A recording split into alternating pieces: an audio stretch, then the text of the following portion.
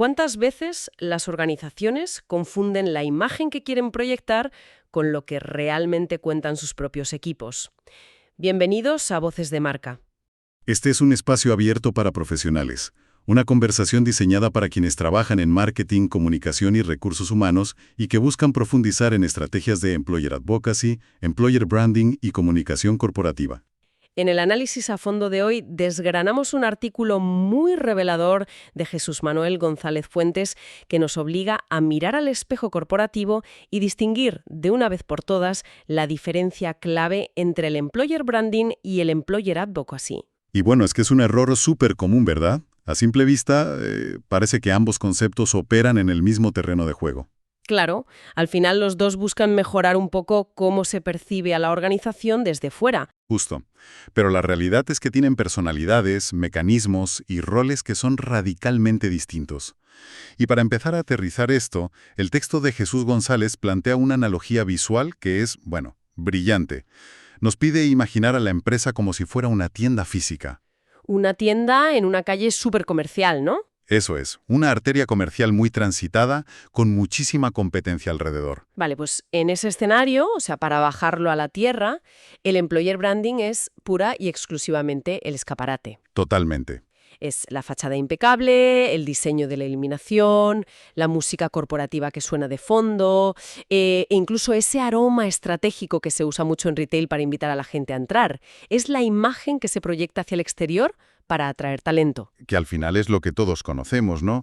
La típica página de trabaja con nosotros, los valores puestos en la web, el diseño de la oficina. Las políticas de beneficios empaquetadas con un lazo por el departamento de marketing.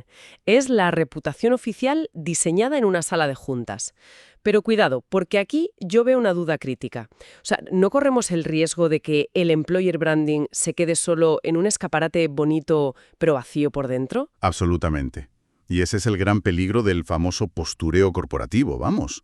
El employer branding no se sostiene si es solo una campaña de publicidad. Claro, ¿de qué te sirve colgar una lona gigante diciendo que sois súper flexibles si luego... Si luego a las 6 de la tarde te miran mal por apagar el ordenador? Tal cual. Es que, como bien señala la fuente, esto hay que demostrarlo. Las políticas reales, los procesos de promoción, el día a día. Si el escaparate te promete algo que el interior de la tienda incumple sistemáticamente, los empleados jamás van a ser embajadores. Al revés, se convierten en detractores silenciosos. Eso es. Y ahí es donde entra la otra pieza de la analogía, el employer advocacy. Si el employer branding es la tienda, el employer advocacy son los clientes satisfechos que salen por la puerta y recomiendan esa tienda a sus amigos de forma 100% genuina. Solo que, en nuestro caso, esos clientes son la propia plantilla. Exacto. Y esa es una distinción fundamental, porque esa recomendación no obedece a un guión de comunicación.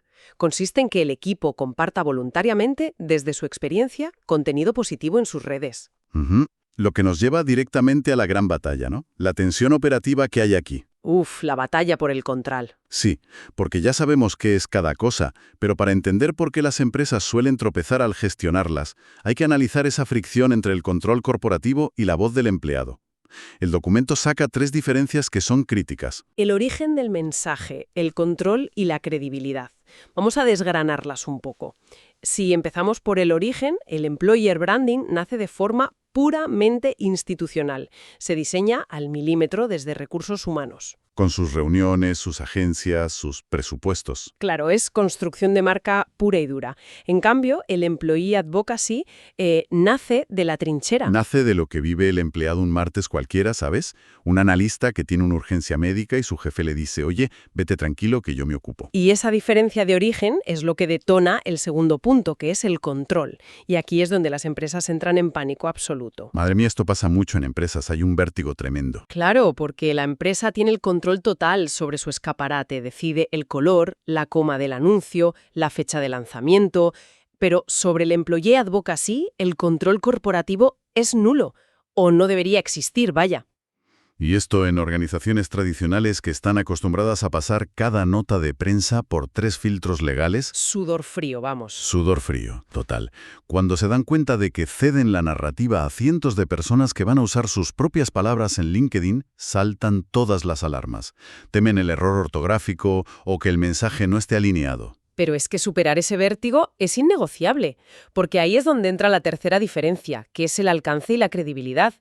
Y fíjate, el texto plantea un ejemplo súper claro. Un empleado decide publicar en LinkedIn una historia personal sobre cómo la empresa le apoyó en un bache familiar complicado. Un post desde su casa, sin logos perfectos, contando algo real. Exacto. Y frente a eso, ponemos el típico anuncio corporativo pagado diciendo en mayúsculas «Somos flexibles». La pregunta es evidente. ¿Por qué el post del empleado le gana por goleada al anuncio oficial? Pues porque la credibilidad surge cuando ves que el que emite el mensaje no tiene un interés económico directo en convencerte. O sea, el cerebro profesional tiene un filtro de escepticismo brutal ante la publicidad. Y tanto. Si ves un sello de mejor empresa para trabajar, sabes perfectamente que hay una factura detrás. Claro, pero cuando lees a un colega de tu mismo sector narrando una experiencia vital con nombres y apellidos, conectas por empatía. Además, los algoritmos de plataformas como LinkedIn están diseñados para premiar esto.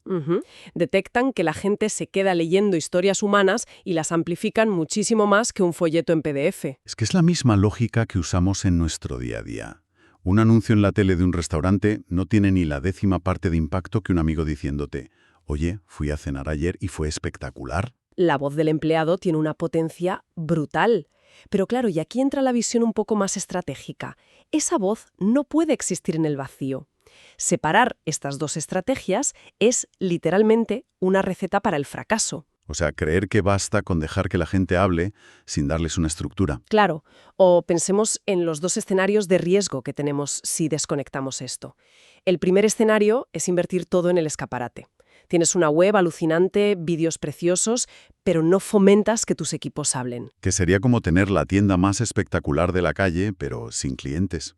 ¿Un silencio sepulcral? Exacto. Y para alguien de fuera que quiere entrar a trabajar ahí, ese silencio genera muchísima sospecha. Es como, a ver, si es tan genial, ¿por qué nadie que trabaja ahí lo dice? Totalmente. Y el escenario inverso es igual de malo.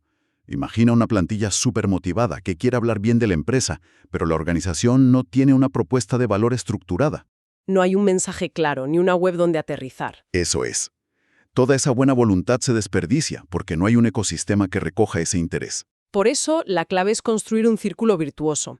Y aquí el análisis de Jesús González baja esto a la realidad con el ejemplo de un programa de bienestar laboral. Es la secuencia perfecta para ver cómo se complementan en la práctica. Pues vamos a desglosar esa secuencia. El paso 1 le toca a la maquinaria del employer branding. O sea, recursos humanos diseña el programa, los beneficios, las sesiones de fisioterapia, la flexibilidad, y lo comunica internamente. Establecen la promesa, digamos. Establecen la promesa y explican la filosofía. Y el paso 2 es donde la teoría ya se convierte en cultura real. Los empleados empiezan a usar esos beneficios, notan que su estrés baja, y desde esa satisfacción toman la iniciativa de contarlo. Suben la foto del equipo o escriben un texto sobre cómo pueden conciliar mejor. Eso es el employer advocacy entrando en acción y validando el trabajo previo de recursos humanos. Es un punto interesante porque el resultado, según los datos, es visibilidad orgánica masiva, un compromiso interno brutal, y además proyectas una marca superhumana. Pasas del qué ofrecemos al cómo lo vivimos. Y no es esa la única forma al humanizar realmente una marca hoy en día. Porque el talento actual tiene un radar finísimo para el lenguaje de manual. Quieren ver cómo es un martes cualquiera en la oficina. Y la única ventana creíble a ese martes son los que ya están dentro. Ahora, todo esto suena fantástico en la teoría, suena súper idílico, pero cualquiera que nos escuche y tenga que implementar esto mañana por la mañana, se va a dar cuenta de una cosa. Las buenas intenciones no son escalables. Ni de broma. Si tienes 100, 500 o 1000 empleados, ¿cómo gestionas estas sin volverte loco? Claro, pedirles que publiquen de forma orgánica sin darles soporte es una labor titánica. Los de comunicación colapsan intentando distribuir el contenido o medir algo. Y ese es el muro contra el que chocan todas las corporaciones. Aquí es donde el autor introduce el factor clave para pasar de las intenciones a la estrategia, que es la tecnología. Es que sin tecnología es imposible. Imposible. El texto menciona herramientas muy específicas de este sector, como Be Ambassador, para ilustrar cómo estas plataformas ayudan a convertir a tu equipo en embajadores de marca de forma súper sencilla. De hecho, me parece fascinante cómo estas plataformas unifican cosas que antes iban por separado, porque antes el employer branding iba por un lado y ventas iba por el suyo. Pero ahora, plataformas como Be Ambassador concentran el employer advocacy y el social selling corporativo. Ujú. Y bueno, vamos a aclarar esto del social selling, que a veces se usa en reuniones de estrategia muy a la ligera. Se usa muchísimo. Y no es poner anuncios en redes sociales. El social selling es usar la marca personal de los empleados, muchas veces del equipo comercial, pero no solo de ellos, para interactuar con prospectos y aportar valor con contenido. Vender sin hacer la típica llamada a puerta fría. Exacto. Y basándose en la reputación del empleado como experto. Al unir esto con el Employee Advocacy, la plataforma te sirve tanto para atraer talento como para generar negocio. Todo desde un mismo lugar, donde el contenido ya está curado y listo para adaptarse. Y aquí llegamos a la parte que a mí más me llama la atención del documento, que es la integración de la inteligencia artificial en estas herramientas. Porque claro, la principal barrera del empleado muchas veces no es que no esté orgulloso de su empresa. Es el síndrome de la hoja en blanco. Tal cual, un programador puede estar súper feliz con un proyecto, pero se pone delante del LinkedIn y no sabe cómo estructurar un texto atractivo. O no tiene tiempo, sencillamente. Y ahí el mecanismo de la IA en este contexto es brutal, porque no se trata de que un bot se invente una historia falsa. Claro, a eso iba. La tecnología y la IA no le quitan autenticidad al mensaje. A ver, es que la IA no inventa la historia. Lo que hace el algoritmo integrado es coger un hecho objetivo, digamos que habéis ido a un congreso, y te sugiere enfoques. Te ayuda a estructurar el texto para que suene profesional, y tú ya le das tu toque personal. O sea, solo quita la fricción de la redacción. Eso es. Y desde la gestión a recursos humanos le soluciona el agujero negro de los datos. Dejas de intuir que la gente está contenta y pasas a medir qué temáticas generan más clics hacia la web de empleo. Pero fíjate, aunque la herramienta no invente la historia, el miedo a diluir el valor humano sigue ahí.